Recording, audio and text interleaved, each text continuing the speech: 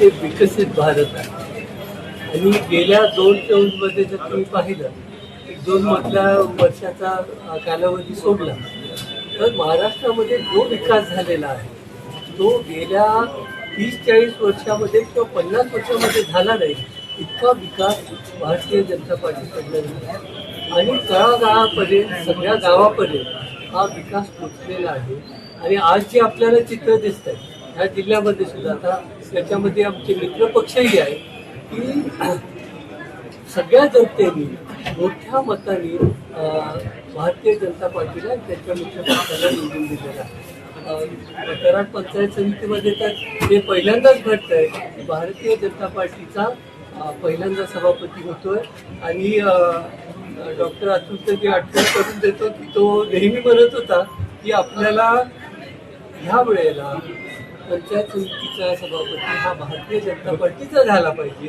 आणि म्हणून आता मी त्या दोघांनी त्यांच्या प्रयत्नानं आज हे आपल्याला भेटलेलं दिसतं.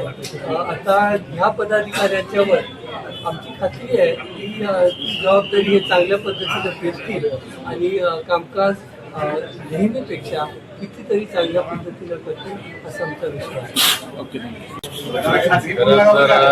आज या कराड पंचायत समितीमध्ये ऐतिहासिक अशा पद्धतीचं सत्तांतर या ठिकाणी घडून आलेलं आहे की त्यामध्ये ट्रिपल इंजिन सरकार म्हणायला काही हरकत नाही. कराड तालुक्यामध्ये आज केंद्रामध्ये भारतीय जनता पार्टीची सत्ता आहे, राज्यामध्ये भारतीय जनता पार्टीची सत्ता आहे.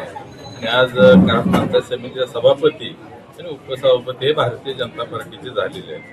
खऱ्या अर्थानं ग्रामीण विकासामध्ये पंचायत समितीचं फार महत्त्व आहे आणि जास्तीत जास्त लोकाभिमुख कारभार होण्याच्या दृष्टिकोनातून आम्ही येणाऱ्या काळामध्ये त्या सभापती, पंचायत समितीचे उपसभापती आणि सर्व सदस्य, जिल्हा परिषद सदस्य यांच्या माध्यमातून जास्तीत जास्त या ठिकाणी लोकांची सेवा कशी करता येईल आणि त्यांना ज्या शासनाच्या योजना आहेत ते तळागाळापर्यंत पोहोचवण्याच्या दृष्टिकोनातून अतिशय ताकदीनं ते सर्व पदाधिकारी प्रयत्न करतील.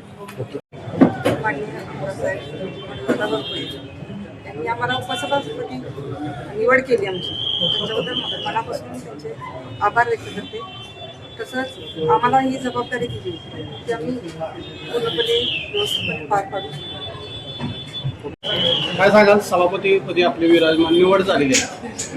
आपल्या दक्षिण भागाचे लाडके नेते आमदार डॉक्टर अतुलबाबा भोसले यांचं कार्य तुम्हाला माहीतच आहे. त्यांनी आपल्या दक्षिण भागासाठी किंवा इतर ह्याच्यासाठी खूप मोलाचं काम केलेलं आहे. खूप योजना त्यांनी आपल्यासाठी दिलेल्या आहेत. त्यांनी आम्हाला संधी दिलेली आहे. त्यामुळं त्यांचं स्वप्न आमचं स्वप्न पूर्ण करण्याची संधी दिली, त्याचं आम्ही सोनं करू हीच अपेक्षा. कारण अतुल बाबांनी आम्हाला दिले त्याबद्दल तिकीट दिले, आम्ही निवडून आलो, सभापती झालो, त्यांचे खूप आभारी आभार.